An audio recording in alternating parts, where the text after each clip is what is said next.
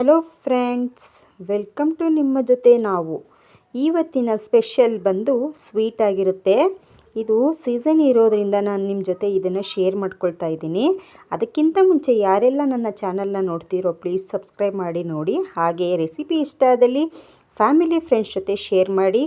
ಹಾಗೆ ನಿಮ್ಮ ಅನಿಸಿಕೆ ಅಭಿಪ್ರಾಯಗಳನ್ನ ಕಮೆಂಟ್ ಬಾಕ್ಸಲ್ಲಿ ತಿಳಿಸಿ, ಓಕೆನಾ. ನಾನಿಲ್ಲಿ ಅವರೆಕಾಳನ್ನ ನೆನೆಸಿ ಅದನ್ನು ಸಿಪ್ಪೆ ತೆಗೆದು ಮೊಳಕೆ ಬರಿಸಿ ಒಂದು ವಿಷಲ್ನ ಹಾಕಿಸಿ ನಾನು ಎತ್ತಿಟ್ಕೊಳ್ತಾ ಇದ್ದೀನಿ. ಈಗ ನಾವು ಮಿಕ್ಸಿ ಜಾರಲ್ಲಿ ಹಾಕಿದ್ದೀನಿ. ಇದನ್ನು ಫಸ್ಟು ತರಿಯಾಗಿ ರುಬ್ಕೊಳ್ಳೋಣ. ಇದು ರುಬ್ಬಿದ ನಂತರ ನಾನಿಲ್ಲಿ ಸ್ವಲ್ಪನೇ ನಾನು ಹಾಲನ್ನು ಸೇರಿಸಿ, ಇದು ಫೈನ್ ಪೇಸ್ಟ್ ಅಂತಾರಲ್ಲ ಆ ರೀತಿ ನುಣ್ಣಿಗೆ ನಾನು ಇದನ್ನು ರುಬ್ಕೊಳ್ತೀನಿ, ಗಟ್ಟಿಯಾಗಿ ರುಬ್ಕೊಳ್ತೀನಿ. ಇವಾಗ ರುಬ್ಕೊಂಡಾದ್ಮೇಲೆ ನಾವು ಇದನ್ನು ಪಕ್ಕಕ್ಕೆ ಇಟ್ಕೋಬೇಕಾಗುತ್ತೆ. ನಾನಿಲ್ಲಿ ನೋಡಿ ಈ ರೀತಿ ರುಬ್ಕೊಂಡಿದ್ದೀನಿ. ತುಂಬ ಫೈನಾಗಿ ಇದನ್ನು ನುಣ್ಣಗೆ ಗಟ್ಟಿಯಾಗಿ ರುಬ್ಕೋಬೇಕು. ನಾನು ಬಾಣಲಿನಲ್ಲಿ ಇವಾಗ ತುಪ್ಪ ಹಾಕಿದ್ದೀನಿ. ತುಪ್ಪ ಕರಗಿದ ತಕ್ಷಣ ನಾವೇನು ರುಬ್ಕೊಂಡಿರ್ತೀವಲ್ವ ಅದನ್ನು ಹಾಕಿ ಇದನ್ನು ಕೈ ಬಿಡಬಾರ್ದು, ಇದನ್ನು ಈಗ ತಿರುಗಿಸ್ತಾನೇ ಇರಬೇಕಾಗುತ್ತೆ. ಹಾಗೆ ನಾನಿಲ್ಲಿ ಅವರೆಬೇಳೆದು ಬೆನಿಫಿಟ್ ಹೇಳ್ತೀನಿ. ಇದರಲ್ಲಿ ಪ್ರೋಟೀನ್ ತುಂಬಾ ಹೇರಳವಾಗಿರೋದ್ರಿಂದ ಇದು ನಾವು ಸ್ವಲ್ಪ ತಿಂದ್ರೂ ಬೇಗ ಹೊಟ್ಟೆ ತುಂಬತಪ್ಪ ಅನ್ನೋ ಭಾವನೆ ಬರುತ್ತೆ. ಅದಕ್ಕೋಸ್ಕರ ಇದನ್ನು ಡಯಟ್ ಮಾಡೋರು ತಿನ್ನೋದು ತುಂಬ ಒಳ್ಳೆಯದು ಅಂತ ನಾನು ಹೇಳ್ತೀನಿ. ಹಾಗೆ ಇದು ಫೈಬರ್ ಹೆಚ್ಚಿರೋದ್ರಿಂದ ಅಜೀರ್ಣ, ಮಲಬದ್ಧತೆ ಸಮಸ್ಯೆ ಕಡಿಮೆ ಆಗುತ್ತೆ. ಕಿಡ್ನಿ ಸ್ಟೋನ್ ಇರೋರು ಇದನ್ನು ನೆನೆಸಿ ಕಷಾಯ ಮಾಡಿ ಕುಡಿಯೋದ್ರಿಂದ ಕಿಡ್ನಿ ಸ್ಟೋನ್ ಕಡಿಮೆ ಆಗುತ್ತೆ ಅಂತ ಹೇಳ್ತಾರೆ.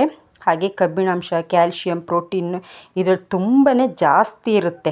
ಅದಕ್ಕೆ ಅವರೆಬೇಳೆನ ನೆನೆಸಿ ಹಾಗೆ ಅದನ್ನು ಬೇಯಿಸಿ ತಿನ್ನೋದು ತುಂಬ ಒಳ್ಳೆಯದು ಅಂತ ಹೇಳ್ತಾರೆ. ನಾನಿಲ್ಲಿ ತುಪ್ಪನ ಸ್ವಲ್ಪನೇ ಸೇರಿಸ್ತಾ ನಾನಿಲ್ಲಿ ಕೈ ಬಿಡ್ದೇ ಇದನ್ನು ತಿರುಗಿಸ್ತಾನೇ ಇರ್ತೀನಿ, ಇಲ್ಲಾಂದರೆ ಅದು ತಳ ಹಿಡಿದ್ಬಿಡುತ್ತೆ. ಅದಕ್ಕೋಸ್ಕರ ಸ್ವೀಟ್ ಅಂತ ಹೇಳಿದ್ಮೇಲೆ ಸ್ವಲ್ಪ ತುಪ್ಪ ಜಾಸ್ತಿನೇ ಇರಬೇಕು. ಇಂಥ ಟೈಮಲ್ಲಿ ನಾವು ಡಯಟ್ ಅಂತ ಎಲ್ಲ ಯೋಚನೆ ಮಾಡಬಾರ್ದು. ನಾವಿಲ್ಲಿ ಆಯಿಲ್ ಏನೂ ಸೇರಿಸ್ತಿರೋದು ತುಪ್ಪ ಆಗಿರೋದ್ರಿಂದ ಎಕ್ಸ್ಕ್ಯೂಸ್ ಇರುತ್ತೆ. ಹಾಗೆ ಇದು ಹೆಲ್ತ್ಗೆ ಒಳ್ಳೆಯದು ಆಗಿರೋದ್ರಿಂದ ನಾವು ಧೈರ್ಯವಾಗಿ ಇದನ್ನು ತಿನ್ಬೋದು. ಅಂದರೆ ನಾವು ಡೈಲಿ ಯಾವಾಗಲೂ ನಾವು ಸ್ವೀಟ್ ತಿನ್ನಲ್ಲ ಅಲ್ವಾ. ಇಂಥ ಸೀಸನ್ಗಳಲ್ಲಿ ವಾರಕ್ಕೊಮ್ಮೆ ಆದರೂ ನಾವು ಸ್ವೀಟ್ನ ತಿನ್ನಲೇಬೇಕಾಗುತ್ತೆ. ನಾನಿಲ್ಲಿ ನೋಡಿ ತಳ ಬಿಡ್ದೇ ಇದನ್ನು ನಾನು ತಿರುಗಿಸ್ತಾನೆ ಇರ್ತೀನಿ. ಇವಾಗ ಇಲ್ಲಿ ನೋಡಿ ನಾನು ಸ್ವಲ್ಪ ಸಕ್ಕರೆನ, ಅಂದರೆ ಅರ್ಧ ಕಪ್ಪು ಸಕ್ಕರೆನ ನಾನಿಲ್ಲಿ ಸೇರಿಸ್ತಾ ಇದ್ದೀನಿ. ಅರ್ಧ ಕಪ್ಪು ಸಕ್ಕರೆ ಇದಕ್ಕೆ ಸಾಕಾಗುತ್ತೆ. 1 ಕಪ್ ಅವರೆಬೇಳೆಗೆ ಅರ್ಧ ಕಪ್ಪು ಶುಗರ್ನ ಹಾಕೋಬೋದು. ಸ್ವೀಟ್ ತಿನ್ನೋರು ಇನ್ನೂ ಸ್ವಲ್ಪ ಆ್ಯಡ್ ಮಾಡ್ಕೋಬೋದು. ನೋಡಿ ಇವಾಗ ಈ ರೀತಿ ಆಗುತ್ತೆ. ಸಕ್ಕರೆ ಹಾಕಿದ ತಕ್ಷಣ ಸ್ವಲ್ಪ ತೆಳುವಾಗುತ್ತೆ, ಗಾಬರಿ ಏನು ಬೇಕಾಗಲ್ಲ. ಇದು 5 ನಿಮಿಷ ಅಷ್ಟೇ, ಮತ್ತೆ ಇದು ಗಟ್ಟಿಯಾಗಿಬಿಡುತ್ತೆ. ನಾವು ಇದನ್ನು ಹಲ್ವಾ ರೀತಿನಾರು ತಿನ್ಬೋದು, ಅಥವಾ ತಟ್ಟೆನಲ್ಲಿ ಹಾಕ್ಬಿಟ್ಟು ಒಂದು ಪ್ಲೇಟ್ಗೆ ತುಪ್ಪ ಸವರಿ ಹಾಕ್ಬಿಟ್ಟು ಬರ್ಫಿ ರೀತಿನೂ ತಿನ್ಬೋದು. ನಾನಿಲ್ಲಿ ಬಾದಾಮಿ ಮತ್ತು ಗೋಡಂಬಿ, ಏಲಕ್ಕಿ ಹಾಗೆಯೇ 1 ಲವಂಗ ಹಾಕಿ ಇವಾಗ ಮಿಕ್ಸ್ ಮಾಡ್ತಾಯಿದ್ದೀನಿ. ಇದನ್ನು ತುಪ್ಪದಲ್ಲಿ ಫ್ರೈ ಮಾಡಿ ಬೇಕಾದರೂ ಹಾಕೋಬೋದು, ಅದೇ ಒಂಥರ ಟೇಸ್ಟ್ ಇರುತ್ತೆ. ಈ ರೀತಿ ಕಟ್ ಮಾಡಿ ಡೈರೆಕ್ಟಾಗಿ ಸೇರಿಸಿದ್ರೆ ಇದು ಇನ್ನೂ ಒಂಥರ ಟೇಸ್ಟ್ ಇರುತ್ತೆ.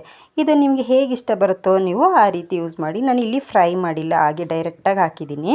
ಇವಾಗ ಮತ್ತೆ ನೋಡಿ ಬಾಣಲೆಯಿಂದ ಸಪ್ರೇಟ್ ಆಯಿತು ಅಂದರೆ ನಮ್ಮ ಸ್ವೀಟು ರೆಡಿ ಆಗುತ್ತೆ ಅಂತಲೇ ಅರ್ಥ. ನೋಡಿ ಬಾಣಲೆಯಿಂದ ಈಗ ಬಿಡ್ತಾ ಇದೆ. ಈಗ ನಮ್ಮ ಸ್ವೀಟು ಆಲ್ಮೋಸ್ಟ್ ರೆಡಿ ಆಗೋಯಿತು. ಇದಂತೂ ತುಂಬಾ ಸಖತ್ತಾಗಿರುತ್ತೆ ಫ್ರೆಂಡ್ಸ್. ಇದನ್ನು ಒಂದು ಸಲ ಟ್ರೈ ಮಾಡಿ ನೋಡಿ, ನೀವೇ ಮತ್ತೆ ಮಾಡ್ತೀರಾ. ಇವಾಗ ಅವರೆಕಾಳು ಸೀಸನ್ ಇರೋದ್ರಿಂದ ಇದನ್ನು ಒಂದು ಸಲನಾದ್ರು ಟ್ರೈ ಮಾಡಿ ಹೇಗಿತ್ತು ಅಂತ ಹೇಳಿ. ಇದು ಶೀತ, ಕೆಮ್ಮು ಇದನ್ನೆಲ್ಲ ಕಡಿಮೆ ಮಾಡುತ್ತೆ, ನಮ್ಮ ದೇಹದ ಉಷ್ಣಾಂಶನ ಬ್ಯಾಲೆನ್ಸ್ ಮಾಡುತ್ತೆ ಅಂತ ಹೇಳ್ತಾರೆ. ಇದನ್ನು ಅವರೆಕಾಳು ಸೀಸನ್ ಇರೋದ್ರಿಂದ ಈ ಸೀಸನ್ ಇದ್ದಾಗಲೇ ನಾವು ತಿನ್ನೋದು ಒಳ್ಳೆಯದು. ಈ ರೆಸಿಪಿ ಇಷ್ಟ ಆದಲ್ಲಿ ಪ್ಲೀಸ್ ಸಬ್ಸ್ಕ್ರೈಬ್ ಮಾಡಿ, ಲೈಕ್ ಮಾಡಿ, ಕಮೆಂಟ್ ಮಾಡಿ. ನಿಮ್ಮ ಅನಿಸಿಕೆ ಅಭಿಪ್ರಾಯನ ಕಮೆಂಟ್ ಬಾಕ್ಸಲ್ಲಿ ತಿಳಿಸಿ. ಹಾಗೆ ಇದೇ ಥರ ಹೊಸ ರೆಸಿಪಿ ಜೊತೆ ನಾನು ನಿಮ್ಮನ್ನು ಮತ್ತೆ ಮೀಟ್ ಮಾಡ್ತೀನಿ. ನೀವು ಯಾವ ಥರ ಮಾಡ್ತೀರಾ ಅಂತ ನನಗೆ ಕಮೆಂಟಲ್ಲಿ ತಿಳಿಸಿ. Thank you for watching.